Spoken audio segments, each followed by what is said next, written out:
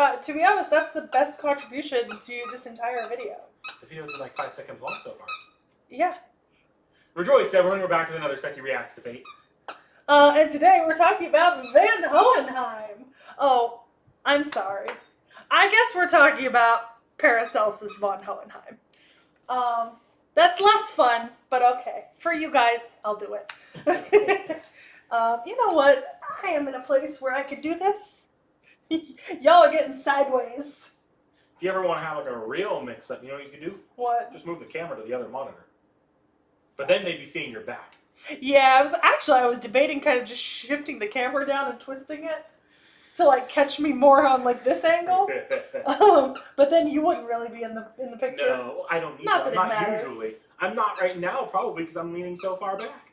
That is... Actually, you are fully in the picture. Oh, sweet. And on that note, I feel like we should discuss Philippus Areolus Theophrastus Bombastus von Hohenheim. And let me tell you, the sheer joy I get saying Theophrastus Bombastus as part of someone's name, God tier. Absolutely fuck. Theophrastus Bombastus. I would never change my name, right? If my name was Theophrastus Bombastus, right? That's like, you can literally call yourself Mr. Bombastic.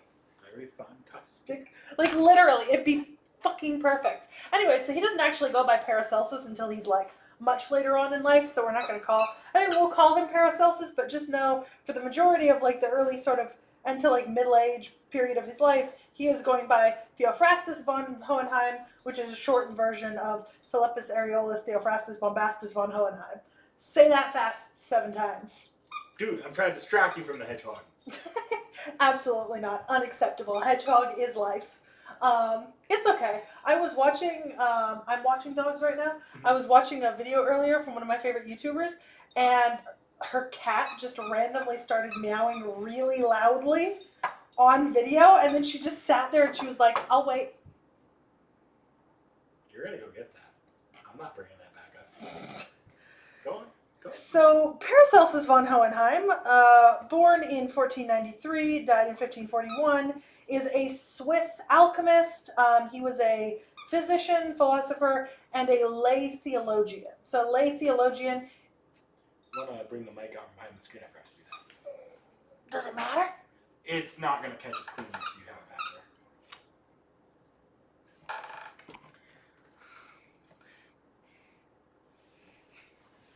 Knick-knack. There are cords. What am I tangled on? HDMI cables. Oh shit, what the fuck? Why are we coming in so loud? That doesn't feel right. Hang on.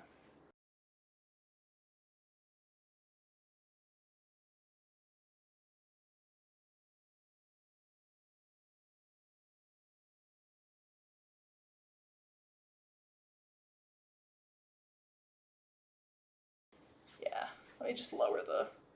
You might have to fuck with this later, but for now it should be fine. That'll fix it a little bit. A little bit or a lot of it? A little too much of it, I think. Okay. Oh, I'm gonna really enjoy fixing this in post. Do you want to just start from the top once you fix this so you don't have to resync every individual section? No, we're good. Your funeral. It's not as if I have not resynced bad shit before. Oh my god, we had that slight tangent before we continue on Paracelsus. I don't know if you remember, but there was like a weird period of like 6 months where every single video we recorded for some reason had this weird like audio glitch between... No, no more. Not right now. Between the Audacity to like the video file, where at like one point in the video file it would just knock itself off by like a second. And so like I think some of the commenters will remember occasionally to be like the first 15 minutes of the video were fine, and then one audio track got knocked off, you know? Mm-hmm. And like every 15 minutes it would get knocked off by another second, till by the end of the video you'd either hear 2 tracks running completely separately, or you'd see my mouth going and you wouldn't hear me talking until like 5 seconds later. Still don't know what was doing that. It doesn't do it anymore, but like still for the life of me, do not remember what was happening, in our video track. So like, I've worked with funky audio before when it comes to like fixing that sort of thing, like a second here, a second there, a couple minutes. So folks, if like the entire audio is desynced, you know who to blame this time? Unfortunately true. Unfortunately true. So, fun fact, Nick Nack is not aware of this connection, but we are actually, we can 6 degrees of Kevin Bacon ourselves to Paracelsus von Hohenheim, right? Because we live in California. That's been revealed, right? Yeah. There is a museum here in California called the Rosicrucian Egyptian Museum. Now, this is not where we live. It's actually quite far away from us, but we take trips there sometimes, right? And this Rosicrucian Museum is run by the Order of the Rosicrucians that is in the United States, right? Got its headquarters in San Francisco. Now, the Rosicrucians were heavily inspired by Paracelsus and Paracelsusm, right? Which were the movements that Paracelsus von Hohenheim spurred during and after his lifetime. So we can less than 6 degrees of Kevin Bacon ourselves to Paracelsus von Hohenheim. Isn't that cool? Beautiful. Through We did it all without Kevin Bacon. Yeah, through weird orders of like, not Illuminati, but it's like, like because Rosicrucianism is it's an esoteric order, right? Like, and we've talked about like esotericism and sort of theosophy and stuff like that when we talked about Helena Blavatsky, and it is sort of in that general vein, right? Like, for example, the Rosicrucian Museum here in California, there's an Egyptian museum. It's actually very impressive. Highly recommend a visit if you're ever in California. But they also have a giant alchemical library on site where you can go in and read and look at the books and explore alchemy as well. I think I will say that between Paracelsusm and Theosophy, one led to far better things for humanity than the other. Yeah, one led to, I'll just say, on one hand, one of their best contribution was white woman culture, and the worst contribution of that same one was white male culture. I mean, I would argue that Theosophy has led to much worse things, considering there was a group of let's not call them friends in Germany in the 1920s. White male culture. Did you not catch that? The worst thing? The best thing it released led to was fun white woman culture. The worst thing it led to was not fun white men culture. Yeah, I was gonna say you're going real low on white men culture there, man. Like you're really digging that hole with a shovel to get to the point. All right. Whereas, you're about to outline some of the positive contributions that Paracelsus has had to the fields of science, even if some were perhaps unintentional, or not unintentional, but like broken clock is right twice a day kind of thing. Yes, because Paracelsus von Hohenheim, in his work, as all of these many things I listed before, was also in essence a medical practitioner for the largest majority of his life. And he practiced sort of in a number of different areas of medicine and was influential enough in medical theory and the practice of medicine in the 1500s that he did inspire a step away from the humors theory and the works of Galen and Aristotle, right? Because until the 1500s, it had been pretty much the four humors was sort of like the going thing. I think we'll talk a little bit. I'll discuss the four humors a little bit right now. Eventually, sometime we're going to be doing Jon Snow as a character, and I'll talk about the four humors more then because miasma theory and the four humors, and then germ theory. We're not going to get into it now. Let me put it this way: we're putting a pin in the Jon Snow comic, but the Jon Snow put a very, very, very large, possibly never pin in it. Really? He's not a currently released servant. He is one of those ones that were just kind of mentioned offhandedly. Oh, well, that's unfortunate because actually I was going to make the comment that Paracelsus von Hohenheim actually had some of the same ideas that Jon Snow had 400 years earlier. So, putting Daenerys on the throne?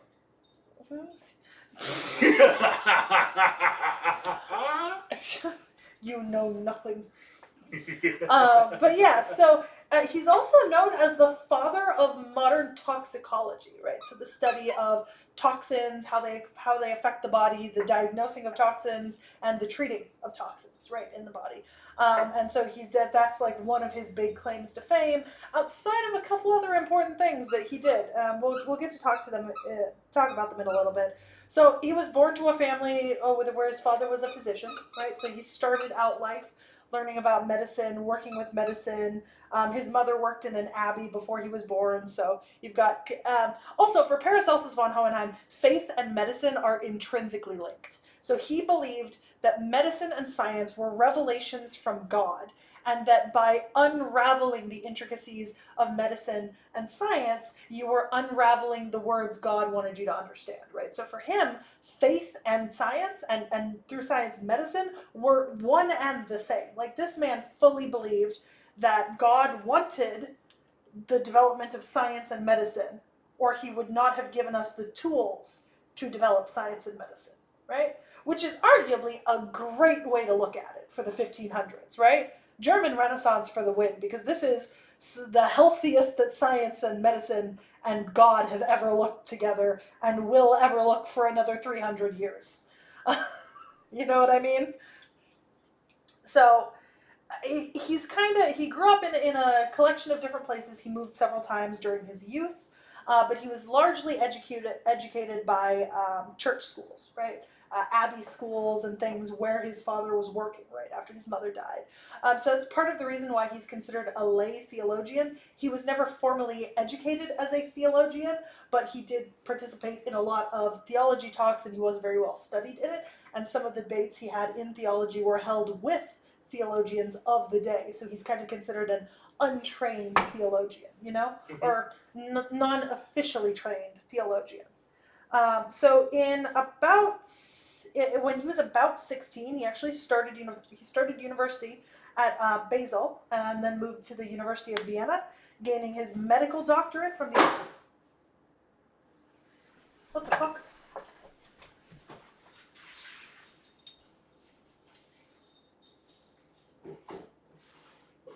What the fuck was that? Well, I regret to inform you that a foreign nation has attacked us, and we need to flee the country now. Okay, where are we going? Not to anywhere that requires trash bags. Did your trash bags fall over? Yeah. Jesus fucking Christ. Anyways, so he did graduate with a MD, medical degree, from the University of Ferrara around 1515 or 1516. And then he spent the next 7 years traveling all over Europe. So from what we know about his life, he definitely went to France, Spain, Portugal, Russia, Hungary, England, Italy, Scandinavia, Croatia, Germany, Rhodes, Constantinople, and even possibly Egypt. So he was a very widely traveled man. And one of the things he did when he was traveling is he learned different things. He talked to different people. And he actually participated during his travels in at least 4 different armed conflicts. Because everywhere where there was an armed conflict that he went, he signed up as an army surgeon. Which is arguably not a bad way to kind of travel around and experience stuff, especially because Paracelsus maintained, and we're going to discuss this later when we get to his residency as a professor of medicine, is that Paracelsus, for the most part of his life, essentially maintained sort of a going opinion that medicine was not... The practice of medicine was not something that could be found in books. It was something that needed to be experienced in the there and now, right? Like, you could read books all you wanted, but if you couldn't diagnose a patient and figure out what was wrong with them and treat them, your learning was essentially useless, right? So he very much believed in a practical approach to medicine, which in some ways is absolutely true. This is why we have, like, what do they call them? Not fellowships, but, like, because we have, like, doctors have to do, like, traineeships, basically, you know, where they have to actively work while they're in school. So the Dr. Jones School of Thought. Yeah. But yeah, so he had a very sort of practical based approach, and he definitely put emphasis on people who practiced over people who were just scholars of medicine, right? Like he was well known during his tenure teaching at university to invite people who practiced actively, who didn't necessarily have scholarly qualifications in medicine, because he was trying to demonstrate the fact that sometimes, like, one-on-one work and just showing you, like demonstrating that you don't necessarily need a degree, you just need to be a part of, like, the working system, was important, right? And to a point, I agree with that. I do think it's important for you to if you're a doctor, you need to actually, well, if you are a medical doctor whose focus is not research, right? You're like a surgeon or something, you do need to be out there treating patients, right? You can't just sit inside reading books. But at the same time, if you don't have the theoretical base of knowledge you need to not know, to, like, not accidentally poison your patients or operate on something that's unnecessary, that's also not great. So, like, give and take. So he returned home from his travels around 1524, and he at first went to visit his father, thinking that he'd be able to kind of practice somewhere near his father, but there wasn't really any need for a local physician in the area because his father was the physician, and there just wasn't enough desire for it. So he ended up moving to Salzburg at the time, to work as a physician there. There he first started sort of publicizing, not publishing yet, but publicizing his own medical remedies and writings.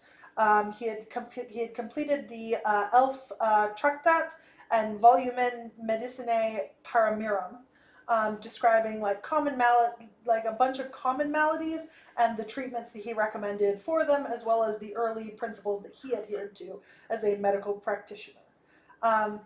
In general, he had a very holistic way that he sort of looked at disease. I think it was really interesting when I was reading on him. One of the things I was reading was that Paracelsus von Hohenheim genuinely believed that in some ways disease was mind over matter. Right? So he believed that, he also knew that there were hereditary diseases, right? So syphilis had become a big thing, right, during the German Renaissance period when he was alive. So syphilis was a huge thing, and it was coming from the East Indies, right? So it was coming on the ships from the East Indies.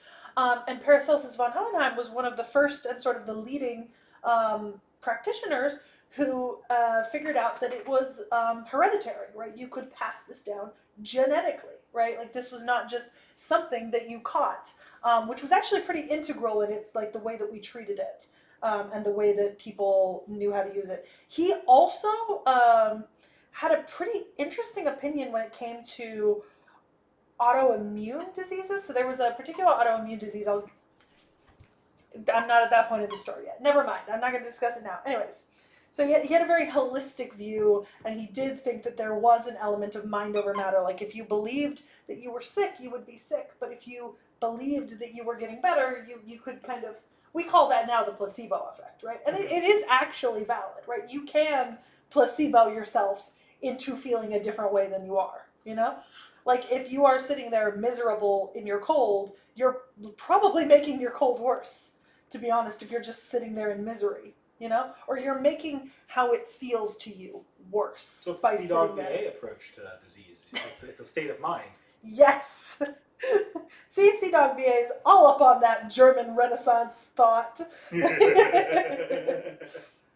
So, around 1526, he bought citizenship rights in Strasbourg to establish a practice, but then was called to Basel, where he'd gone to university, to a particular printer's sickbed, and according to reports, he completely cured him of what was killing them. At the time, he came into contact with Erasmus of Rotterdam at the University of Basel, and Erasmus of Rotterdam was a very well-known scholar at the time, and they struck up a dialogue between them, and for the large part of their lives at this point, they would exchange letters talking about both theological and medical matters, right, as colleagues. So he was a licensed physician in Basel at this time, and he had the opportunity to lecture at the University of Basel, right? This had been his alma mater. Oh my God, puppy, you are making the weirdest noises. Goodness, little baby. So Basel was a pretty large center for the ideas of humanism in the Renaissance period in this area. And so he ended up meeting and discussing with a lot of really big names in humanism and Renaissance, none of which we really need to talk about today, but I mean like Erasmus of Rotterdam, Johannes Occult, Wolfgang Lachner, like these are big names in the movements of the time. Let's see. So he typically gave his lectures in Basel in German instead of Latin, which was actually pretty progressive of him, right? So he gave them in German, which was the common language of the area, because he wanted everyone to be able to benefit from his lectures. He critiqued the idea of offering lectures only in Latin because it sort of instilled a level of you need to have been classically educated to a high extent to be able to comprehend this information, whereas he was very much on the know what's going to make you better, herbal remedies, like these are things you can do yourself at home, this is common sense, He also published a lot of very nasty critiques of the physicians and apothecaries in Basel at the time, which did not go super well for him. His life was threatened multiple times during this period, and he also would publicly... Hot water is dead. There were also several times that he publicly took the works of Galen and Avicenna and like ripped them apart and burned them in the town square. And Galen was Galen was a Roman and Greek physician and philosopher, and he ascribed to the four humors theory. I said I was going to discuss the four humors earlier, and I didn't. So the four humors theory is the idea that your body contains black bile, yellow bile, blood, and phlegm, and the balance of all four is what keeps you healthy, and if you are unhealthy, it's because one of your humors is out of balance, right? And then there's all the reasonings for all the ways to get your humors back in balance. But that was generally the sort of, opinions. Galen was also a little interesting because he illegally, at the time, practiced both dissections and vivisections. Knick-Knack, do you know what a vivisection is? No, but I think I know if you describe. I would immediately recognize. I've known it before. Yeah, so vivisection is a specific type of surgery. So the whole dissection. You do after death. Your vivisection is very similar, but you do it while the patient is alive, because you want to see how their nervous system works and stuff. You want to see how their insides work. It's generally considered a form of torture nowadays. So Galen was,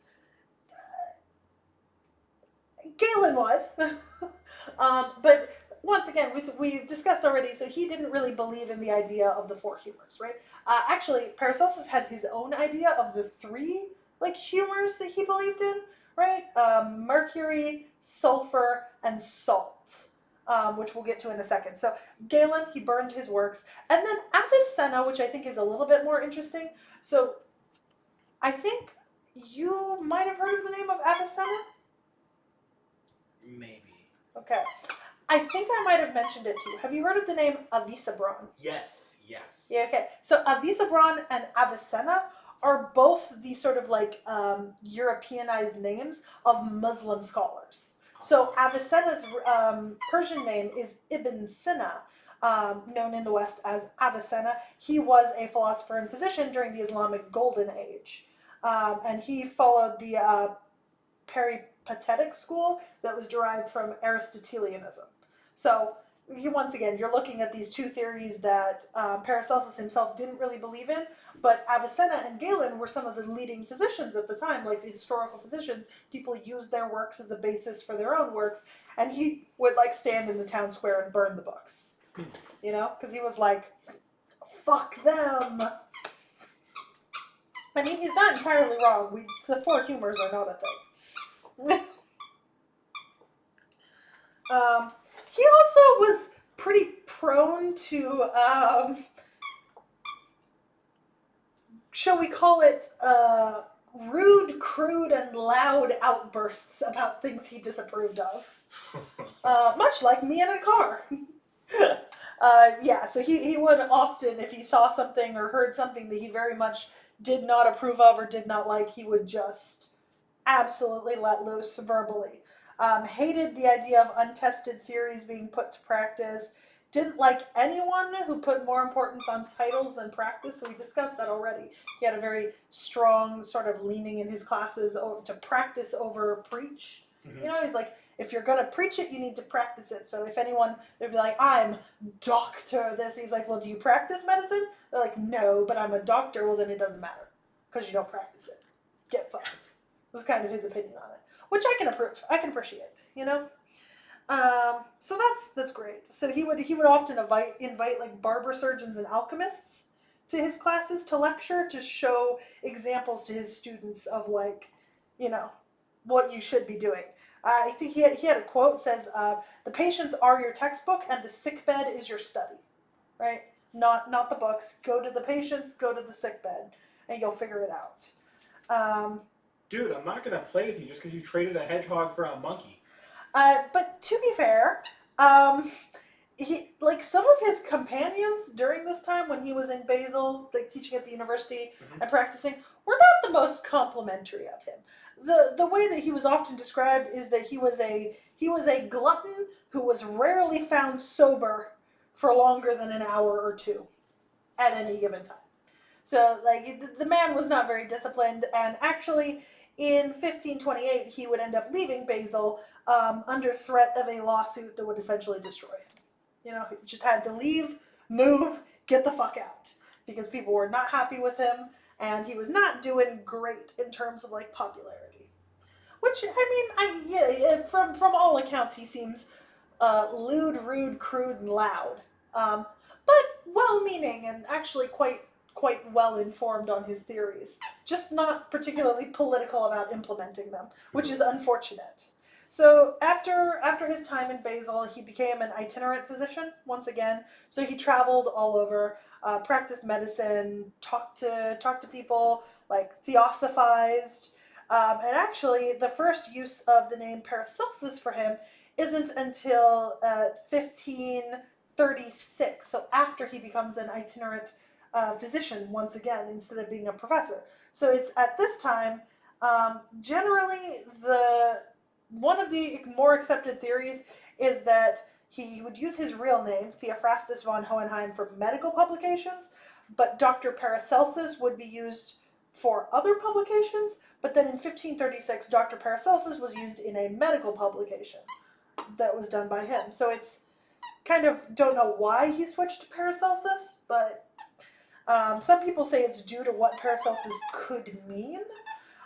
It's supposed to be based on the Latinization of Hohenheim, or the idea of surpassing Celsus.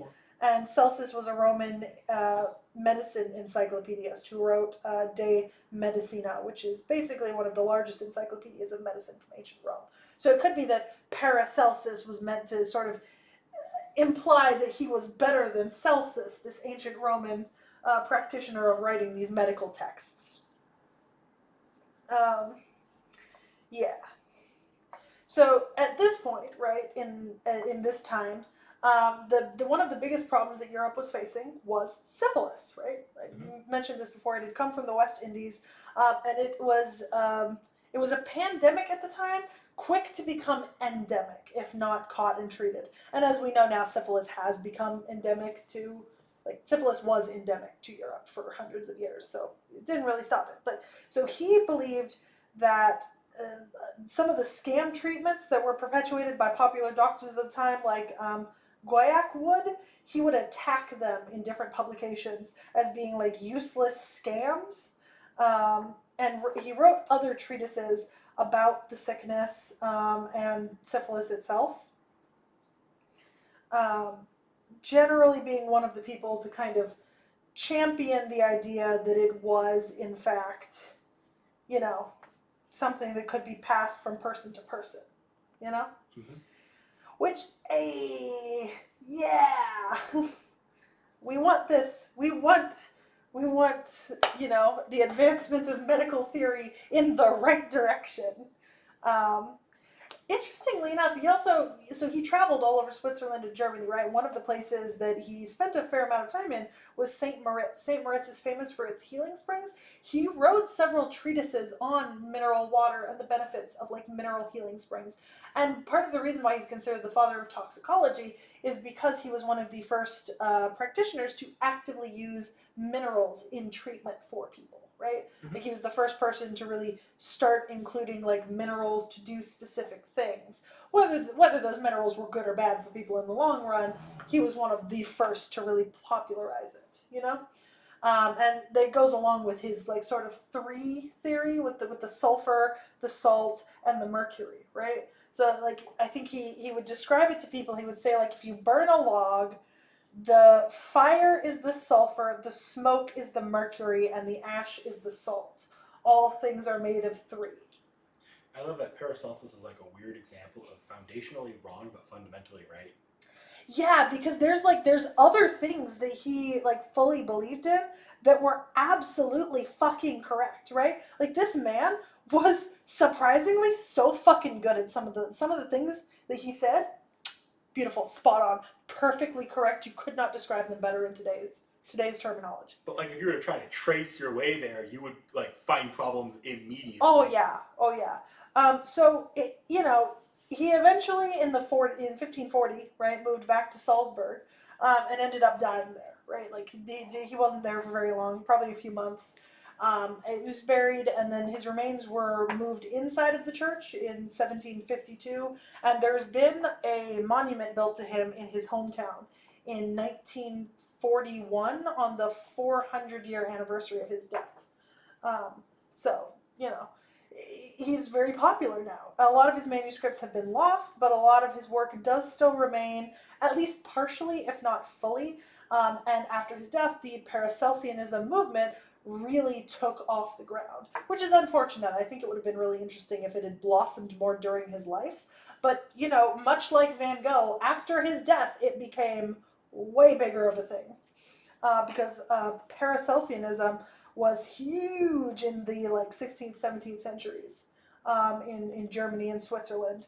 And although he had somewhat of an occult reputation because he did practice like herbal remedies and stuff like that as well, it actually wasn't that bad, you know, when it comes to that sort of thing.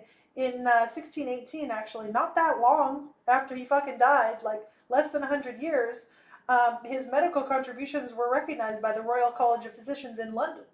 Right? Like Paracelsian remedies were included in modern medicine books of the time. There's also a ton of pseudo-Paracelsian writing in the late 16th century. Like there's literally so much writing and so many letters attributed to having been written by Paracelsus that biographers literally cannot tell what parts of what he is alleged to have said he actually said. Because so many people have claimed to have letters that he wrote. So, Paracelsus was a practicing astronomer. He was Hermetic, he was Neoplatonic, he was Pythagorean, but he was not Aristotelian or Galenic.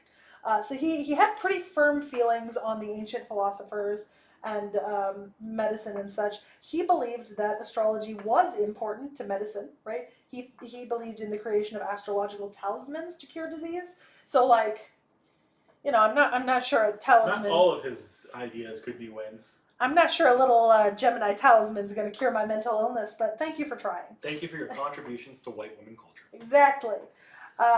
Obviously, we've already discussed the fact that he really considered science and medicine and God to be essentially the same thing, right? Science and medicine were just one way to understand the Word of God and what God intended on earth. So for him, intrinsically linked, he was firmly Christian. There is some debate as to what type of Christian he is. Some people try to claim him as a Protestant, but we don't actually know, and I actually don't think it's super likely that he was a Protestant, you know? Like, that doesn't seem incredibly likely to me, but maybe that's just me. So he was one of the first practitioners of chemistry and medicine, which is what led to toxicology being developed. He used zinc in medicine, as well as hydrogen, right? Which he had. So this man accidentally observed hydrogen, noted it as something else, and just moved on. And then Theodore de Mayerne repeated the same experiment that he did where he noticed hydrogen in 1650, and then figured out that what Paracelsus had noticed was a flammable gas, but neither of them considered it to be a new element. So, like, man low-key discovered hydrogen. And just put it away for a minute. Just ignored it. Was like, oh, this ain't important. This ain't what I was here for. This is not what I wanted it to do. Which is, I think, hilarious, right? Like, man just casually discovered an element and was like, unimportant. Like, one arguably very important towards technological progress. You would think. But, I mean, then again, like, I can understand, like, you know, like, he observed that there was a reaction and that gas was produced, but he didn't really have any reason to suspect that, like, you know, it was anything more than just gas, you know? Gas doesn't feel like an element in 15th century Germany. Mm-hmm. You know, it's not like a rock, you know? A rock is an element. Gas is ephemeral, passing. So we talked about his three elements. So he did sort of claim to believe in this theory of elements, but he had the tria prima, right? The three principles of sulfur, mercury, and salt, right? Which, on a list of things to put inside of your body. Sulfur, mercury, and salt. Well, the best one causes heart disease. Not sure I'd really go with those three. You know what I mean? Like, I'm just not sure that's the one I'd do. I don't know about you, but I think I still go plenty of salt. That's fair. So he did believe in the microcosm-macrocosm theory of hermetic belief in sickness. So there is an element of balance that is needed to be kept inside of the body, right? And to be honest, that's actually not wrong. Like, our body does need to be in balance as to, like, what we're producing and what we're consuming. So, like, the idea that your body needs to be in balance is not incorrect. It's just the theory that they had at the time is very much more a little not exactly what we know today to be the idea of, like, balance, you know? Like, he's talking about, like, cosmic balance, like, be one with nature and heaven and earth, and your body will be good, you know, and we're like, don't eat too much salt. So it's a little different than our idea. He's also credited with reintroducing opium to Western Europe during the German Renaissance. He had this pill that he called laudanum, and this pill, so it's not 17th century laudanum. It's not the same as laudanum that was used like a couple hundred years later, but it was probably just opium. And so he would use this as something he thought was great for people. I bet they felt great. He also invented like several soap recipes, right? Like liniments and oils, which is pretty important. And had a large contribution to the ideas of antisepsis. So antisepsis ideas wouldn't really be fully realized for like another several hundred years, right? Because the ideas of antisepsis are that if you want the body to heal, you need to keep the wound clean and not let any contaminants into it, right? That was not really something that people talked about, right? Like, people would just did not know what infection was. They did not care like so much about what infection was. Paracelsus was absolutely up on what infection was. He said, if you prevent infection, nature will heal the wound all by itself. He is not wrong, right? Infection is the number one reason why you will stay sick. And guess what? He knew about antisepsis from his work in the Venetian Wars as an army surgeon. Ain't that the rule? Prevent infection, prevent blood loss, and make sure the wound is as closed as possible. Yep, he believed in cleanliness, protecting wounds, regulation of diet so that one is not eating like too much of any one thing to upset them. I mean, I will say that some of his applications were a little funky, but like, so before, one of the ways that people treated open wounds was that they would put like feathers and cow dung and like other stuff on top of the wound to keep it covered, like poultices. And Paracelsus was like, no, don't do that. Stop Doing that. Like, just keep the wound clean, That and man it'll be is fine. alive in spite of the cow dung, not because of it. Yeah, 100%. He also recognized the inherited character of syphilis, right, which is super important in the history of syphilis. He wrote one of the most comprehensive clinical descriptions of syphilis during the period that was produced by anyone, right? Like, genuinely. He also thought that syphilis could be treated with measured doses of mercury. The Shi Huangdi school of thought. Well, okay, but like, technically, that's true. You just don't want to be treating syphilis with mercury inside your body, which is unfortunately where the syphilis is. But he did discover that the disease could only be contracted by physical contact. So, like, he knew that you couldn't just cough on someone and get them sick. Yay! But then he said, drink mercury to cure it. So, here and there. Apparently he just studied old Chinese texts. I do think there's one fun thing about his alchemical beliefs. So he believed that the job of the organs inside the body was to purify the body. What do our kidneys do, Knick-Knack? Purify the... What does our gallbladder do, Knick-Knack? What does our bodies do?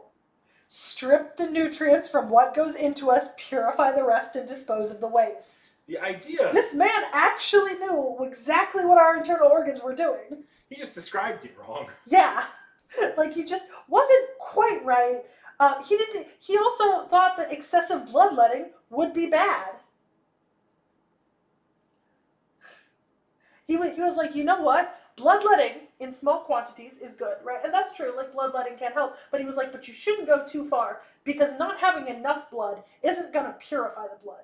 You're just still going to be sick with less blood. Prevent infection, prevent blood loss, close the wound. I mean, like... It's a simple fucking 3 steps, people. Yeah, he also, low-key, something... I almost wish we were doing Jon Snow now, right, in the same episode, because he, low-key, wrote the forecursor to germ theory. Paracelsus von Hohenheim actually considered diseases to be separate entities rather than states of being. It's germ theory! It's like, accidentally right.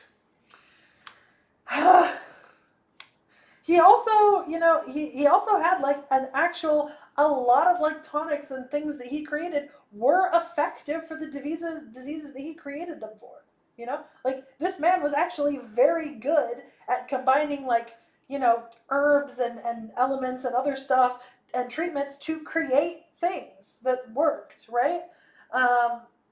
Like, it's actually kind of insane just how accurate he was on so many things. Well, it that sounds just like a large part of why he was so accurate was because while it wasn't yet the scientific theory, he was basically following the scientific theory. Yeah, no, I mean, he was essentially fundamentally correct in many of his beliefs, but flawed in either how he got there, or there just literally was not enough knowledge in the rest of the medical world to truly back him up or prove his beliefs with any better description, right? It's like, this man was thinking of things that were genuinely correct at their cores, but he just had no way to describe or demonstrate them practically, right? Like, there was no way in 1540 for him to display that disease was not a state of being, that it was a separate entity. But we know that disease is a separate entity, Like, this is why you get, like, fucking little germs, up in you, right? He was good at observation, bad at explaining. Yeah, not even bad at explaining. They're just... I think at the time you just couldn't have really explained some of this stuff, So he wasn't even bad at it. He just didn't have the required verbiage, Like the concepts to explain what he was realizing did not exist, and therefore he was having to create them out of sort of antiquated terminology. So I touched on one thing. So there is a specific disease that he described several times, right? It's called Sydenham's chorea. We now call it rheumatic chorea, right? And this is an autoimmune disease resulting from childhood infection with group A beta hemolytic streptococcus, right? So this is a autoimmune disease that is created by children having strep, a specific type, early in childhood, right? So a type of rheumatic fever. And so what this would do was it would result in like jerking motions of the body and like lack of control in some of your extremities. And it, you know, a lot of people thought that it meant that these people were possessed by evil spirits, right? They're like infected by the devil. Paracelsus genuinely considered them to be brothers ensnared in treatable malady, is what he called it. He thought that those who were mentally ill or had autoimmune diseases or the equivalent of during that period deserved to be treated just as well as anyone else, because it's not that they were infected by the devil, it's that there was something about them that could not be controlled, right? And that there were treatments that might not be able to cure them, but could help them. So he believed that mental well-being and moral conscience, like treating these people, you know, treating their moral and their mental well-being, you know, let them outside, let them have air, you know, like feed them good food, would help with these people, right? Paracelsus more progressive on mental health than we are today. No, he genuinely was. He was so progressive during the time period that most people just laughed him off, right? They were like, that's not possible. These people are infected by the devil. And he's out here like, no, just feed them healthy food and let them out in the open air and they will feel better. It's very much sort of the idea that like created sanatoriums, right? Like the good kind of sanatoriums, like the TB sanatoriums, where like TB was not curable for them, but they would send people to these like recovery sanatoriums where the literal prescription was good food, fresh air, like activity outdoors, and just peace, you know, to try to help them build up sort of like strength in their body. Or hear me out here. We give them lobotomies. He also fully believed that you could maintain good health through sheer will, which I fully believe in. He also thought that sleep sedation would solve a lot of problems. Because he was like, hey, you know, when like people have mental illness, just make them sleep more. So like, I mean, that's not wrong in some cases, just not universally. It sucks, right? Because I was reading all about him and I was like, I'm so on board with like 70% of this. But there's like a 30% where I'm just like, I'd like to know a little more. Like, let's get a little more specific here. Like, are we talking about like drugging these people out constantly? Or are we talking about just how like 8 getting hours consistent of sleep is actually going to promote good mental health? Right, because like for like insomnia, right? Like insomnia can be debilitating. Insomnia can really harm you, right? Like emotionally, physically, mentally. I have insomnia. It certainly doesn't help, you know, like it's not a good thing.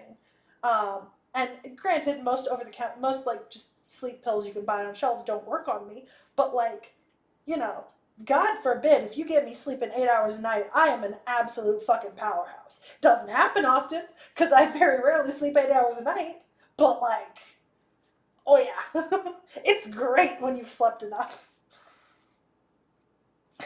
You know what I mean? Mm-hmm. Yeah.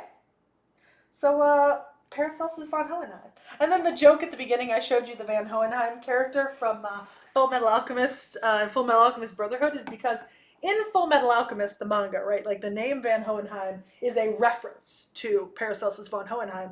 But in the 2003 anime with the, I think it's Conqueror of Shambhala ending movie, right, where they go into like the real world, Van Hohenheim is actually supposed to be Paracelsus von Hohenheim.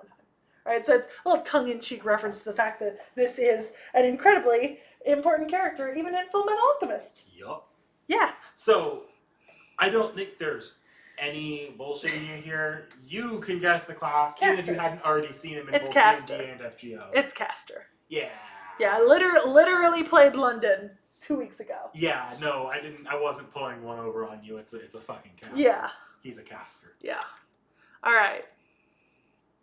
I really hate the good and bad, Knick-Knack. Good and bad. Your mouse is a choice. Oh, he's just a slim beanpole of a man. With his little remedies. And his sword. Okay. Loving the sword. Oh, he has glasses. He really is Beanpole. This is just a thin man. He's got that ballroom dancing neck. He's got that ballroom Yokuso figure. I'm so sad that he doesn't have the ballroom Yokuso figure in the sprite. Yeah, it's almost disappointing. Alright. What do you got for me, Nick? Because Paracelsus von Hohenheim was an antagonist in the London Singularity. Yes. So, I've actually got a fair amount to go over today just on lore-wise, because you could probably take a guess based off his real-life background and how these things would typically be handled. He is blended into Tight Moon lore beyond the way most servants are. I mean, I'm not super surprised. I think thus far in my experience, and correct me if I'm wrong, but caster servants especially, like so far that we've come across, are typically even more enmeshed into FGO lore than like pretty much any other type of like base class servant, right? Like lancers, berserkers, sabers, but like caster class servants. And I think that's just because casters have a tendency to be made of people who, like, historically were, alchemists or magicians or philosophers, and that always seems to have some connection to, like, the history of magicians, like, groups in FGO, because, like, what is an alchemist if not part of, like, magician groups? Yeah. I mean, not to say that, magicians and alchemists are the same thing, because they're not, but, like... Like, our traditional understanding of the fictional magician does tend to include alchemy concepts. Yeah. So, obviously... And alchemy is more than just turning, lead into gold or the philosopher's stone. Mm-hmm.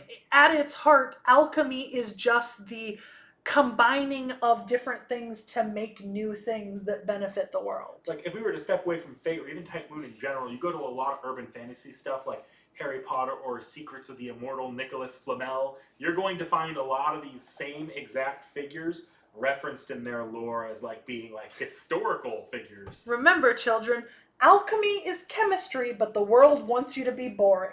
Don't be boring. Call yourself an alchemist. It's in the name. Alchemist. Don't be a chemist, be an alchemist. So, someone like Paracelsus is just a consequence of Fate being from the greater Tight Moon world first. Yeah. But yeah, he was 100% a mage, and a rather important and influential one for his time. Mm-hmm. He was a master of jewel magecraft, probably a reference to his research of minerals. Yep. Which would go on to be used, you'll remember jewel magecraft is going on to be used by Tosaka and Edelfelt, Luvia and Ray. Yes.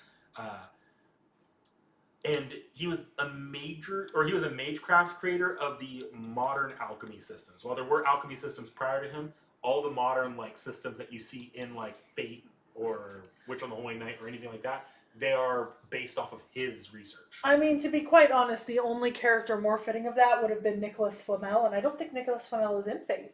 Not yet. Which is... He probably will be. Yeah, I feel like Nicholas Flamel is too big a name to not be It just on might be they didn't want to touch him because he's done a lot more than Paracelsus tends to be. Yeah, I think it's one of those things where I would be incredibly surprised if Nicholas Flamel was not on somebody's list somewhere. Probably in a wiki page somewhere in some lore drop. Yeah, some story will come out in a year or two and it'll have Nicholas Flamel. It'll be great. It'll essentially just be another Da Vinci. Paracelsus is also notable as having connections with all three major branches of the Mages Association. Mm-hmm. For a refresher, those are the Clock Tower, which studies the refinement of magecraft to understand the future uses of it, towards finding the root. Yep. The Atlas Institute, which was involved with old and modern alchemical study of magecraft to discover the foundations of magecraft in general, and to develop super weapons to fight the end of the human race. But that's another topic. And finally, the Wandering Sea, an organization developed for the preservation and development of the greatest feats of magecraft, only possible in their respective eras. So a lot of Age of Gods shit. Well, and I'm not super surprised by that once again, because like you could just like he could have just been a physician all his life, but he chose to be a physician and an alchemist and a theologian in some ways, and he wore a lot of hats and he traveled a lot. Yeah, and he talked to be. I think people sometimes underestimate like the sheer amount of stuff that can come out of people if you just talk to one another, right? Like he might not have been an educated theologian, right? Like classically educated, but he talked to people who were. He investigated, like he discussed. He traveled all over most of the easily accessible world at the time, you know? Like man was all over the fucking place. He knew who Avicenna was, you know? You will start to osmosis the information of the people you surround yourself with. Mm-hmm.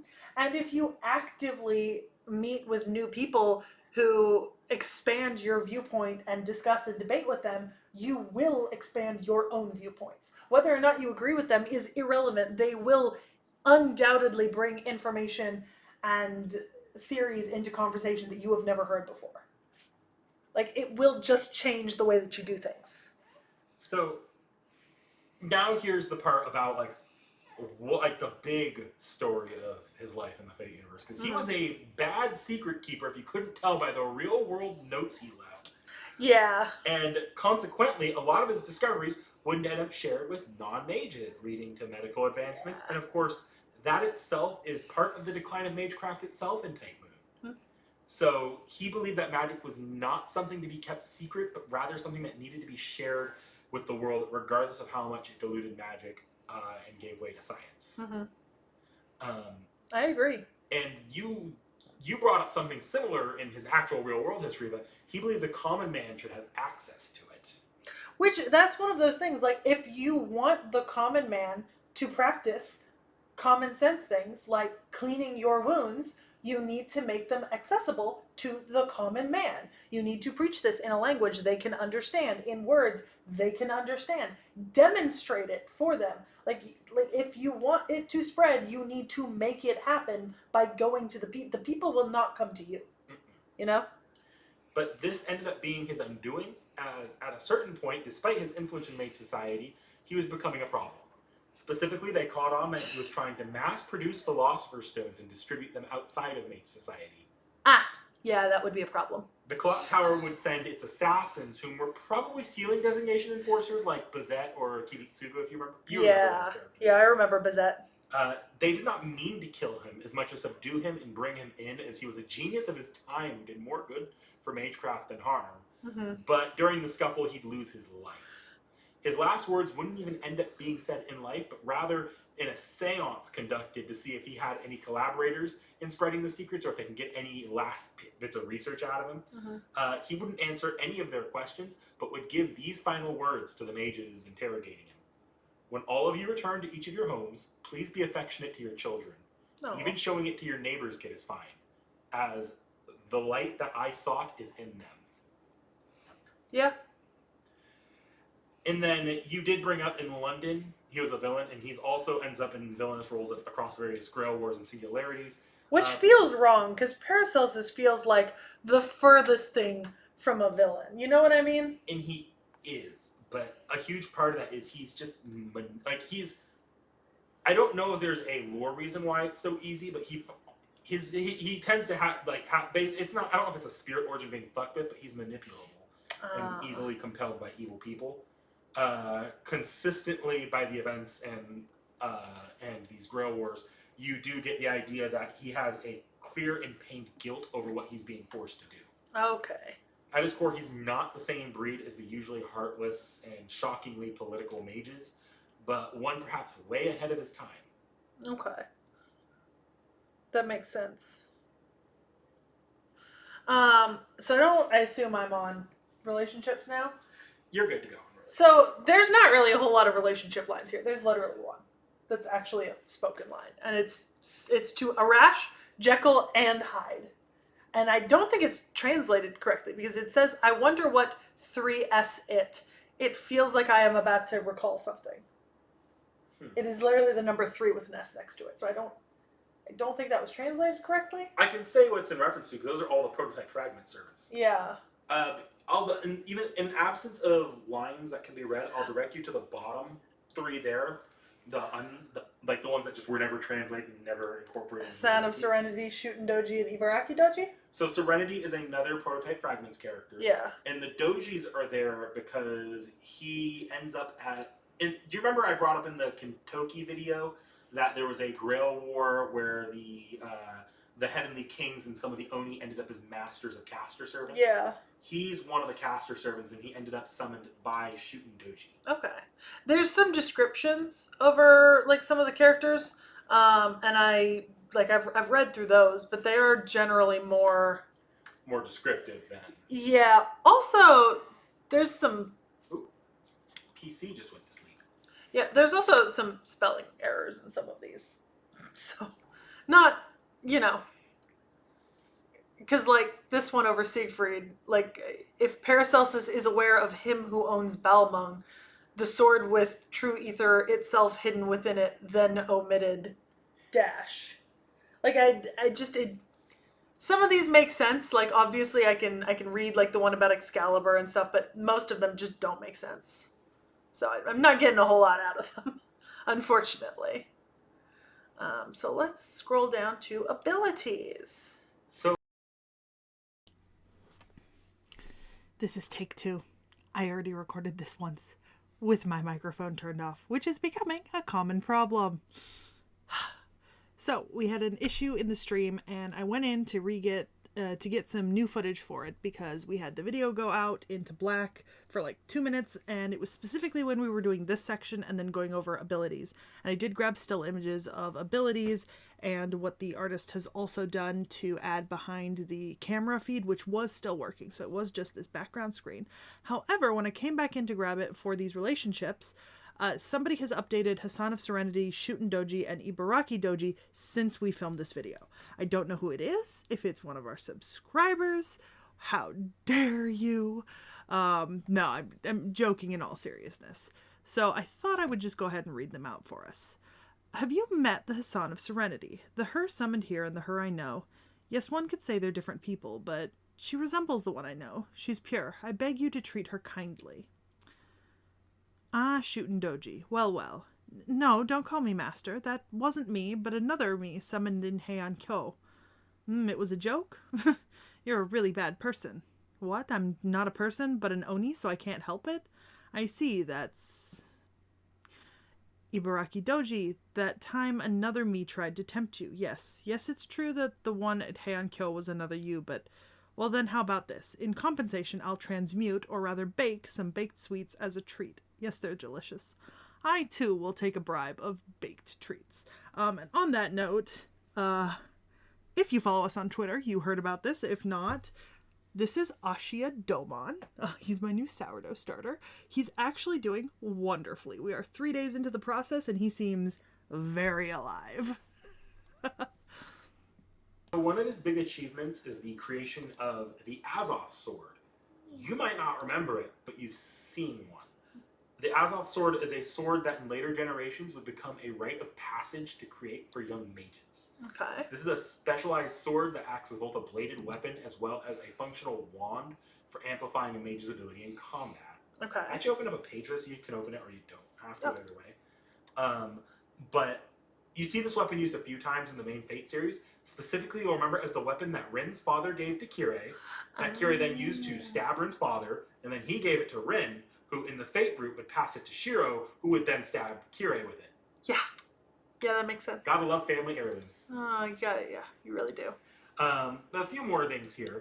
So, as far as the Azoth sword, Paracelsus uses the originally created one in combat, and that's his primary armament. That's why he has the sword in that one sprite. Yeah. Another ability he has is to create Philosopher's Stones, which can actually grant temporary immortality to its targets, allowing for a short revival of the dead. Yeah, that makes sense. And otherwise, he fights primarily with the Jewel Mage craft that you see in use later. Yeah, I see the elemental personal skill here, and I will say, like, he did have this sort of 3 elements instead of, like, 4 humors, but he did believe in the 5 elements theory. Yeah. Right? So, like, that, that makes sense that the elemental is there. So we've got the NP is Sword of Paracelsus. So this noble phantasm has 2 uses. The first is to use the Azoth blade to channel 5 main elements within Type Moon, Fire, Earth, Water, Wind, Void. The power is enough to simulate true ether, so it can release power otherwise only possible during the Age of Gods. It's enough, and then it can also be used to neutralize magecraft including curses from noble phantasms, as influential as Ozymandias is. So the ceiling is probably pretty high. Oh, what the fuck? So I look up, the character designer is Nakahara. Nakahara also did Jekyll and Hyde, Proto-Coup, Ozymandias. So a lot of the prototype servants. Yeah, Hassan of Serenity and Arthur Pendragon. Yep, prototype. Yeah. So like. So I will give the unfortunate description that Paracelsus is a year 1 to 1.5. It's a year 1. So there's no real updates? It's he might have an animation update, but it's not a good one. Okay. All right. I mean, we can't always expect them to be winners, you know? Yeah. So yeah. You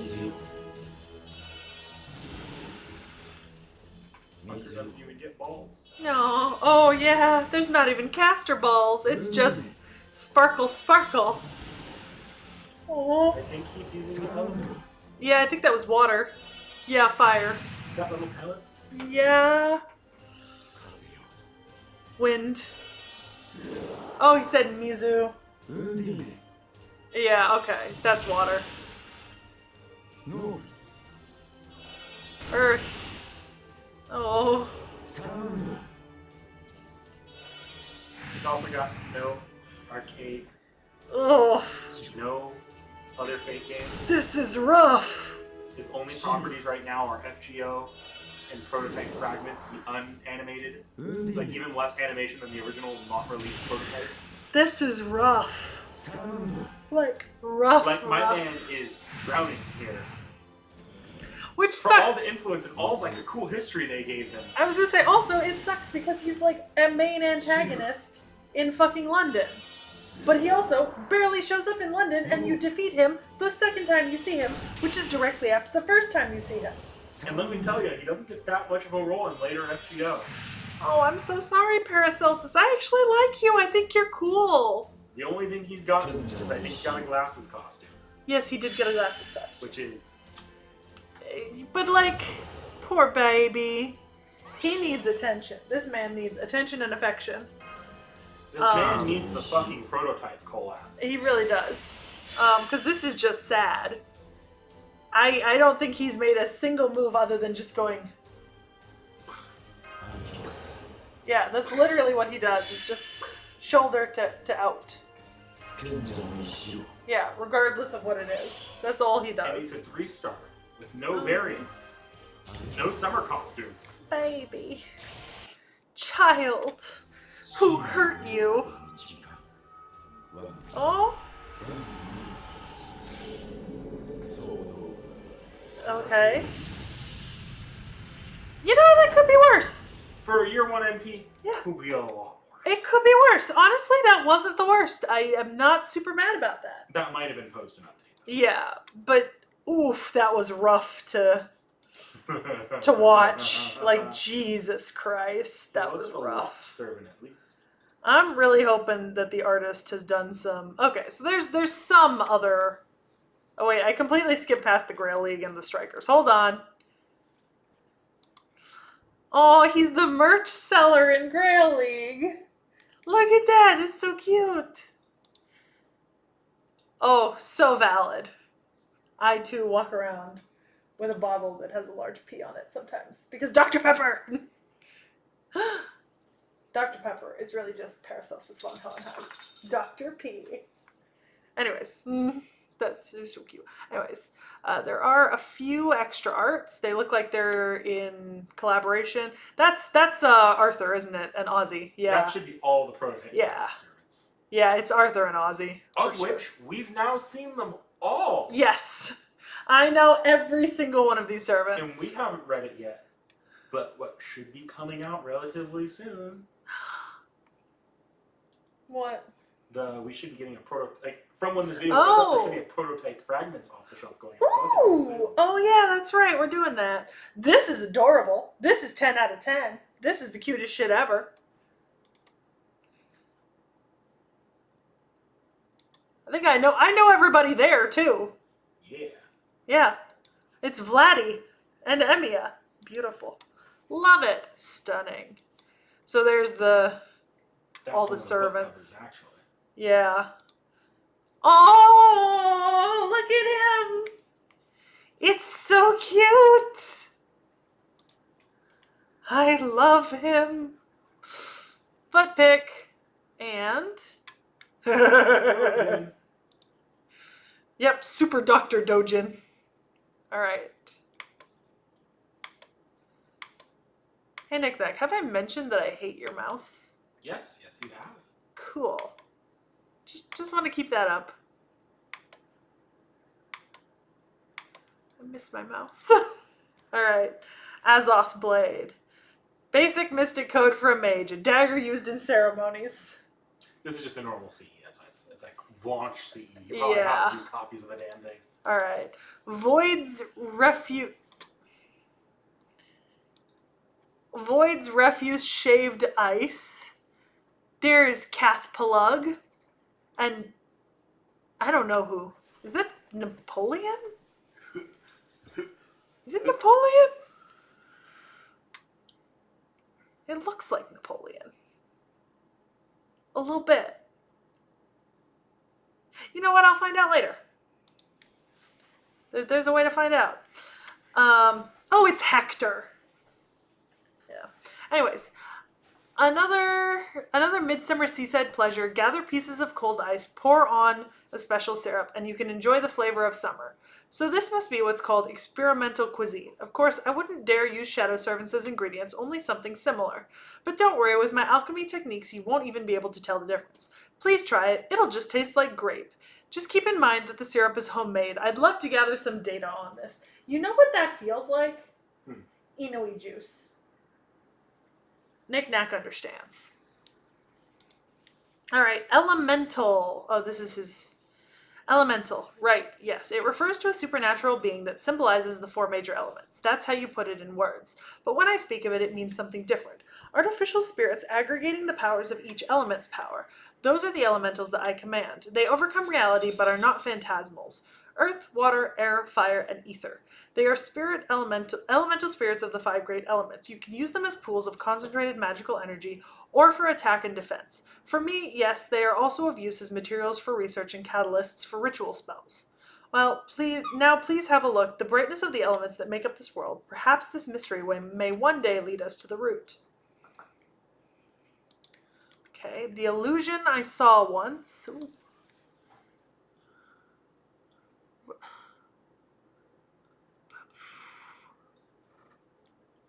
Baufret? I need to read what's on the...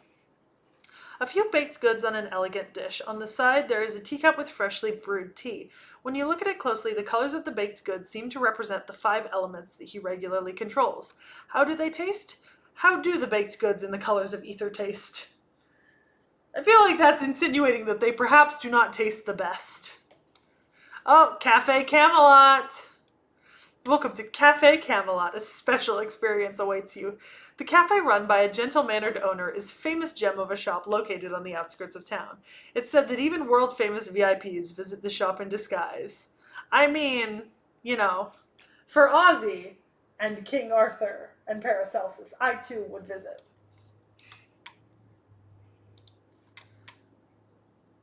This is just Yume Ren's. Oh, he's sitting on the...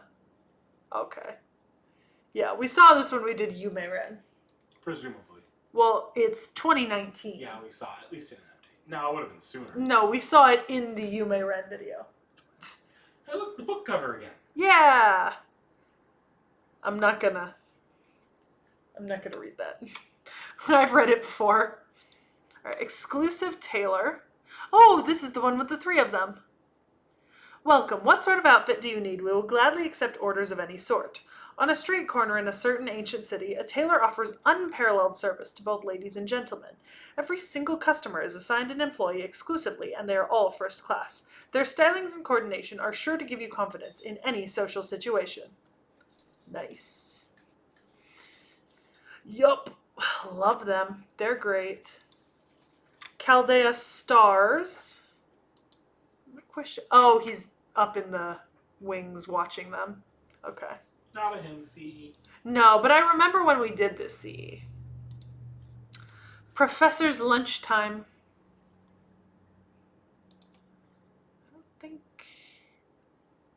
I don't know everyone here, so I'm gonna skip this one. We'll be back. Yeah. I'm missing one of the characters. Ooh, Super Doctor, the Dojin. I don't know Asclepius, so I'm gonna skip it. That's it. I didn't know characters in the last two. So yeah, what are your thoughts on Paracelsus? Underappreciated and underloved. This man was done dirty. Fate, do better. Bring him back. They have the skeleton of something great here, but FGO, he suffers being a year one servant FGO. Bring him back. Do him justice. He deserves it. So, Sekhie, have you heard of the Professor Layton series? Yes. Great games. It might be fun to see it play one sometimes. There's a new one coming out that's called The New World of Steam. I just wanted to bring that up for no good reason. I mean, Steam is arguably one of the most important things that this world has ever created. It's a great video game buying platform on the PC. Yeah, absolutely Love adore Steam. it. The best deals. Anyway, so we'll see you next time.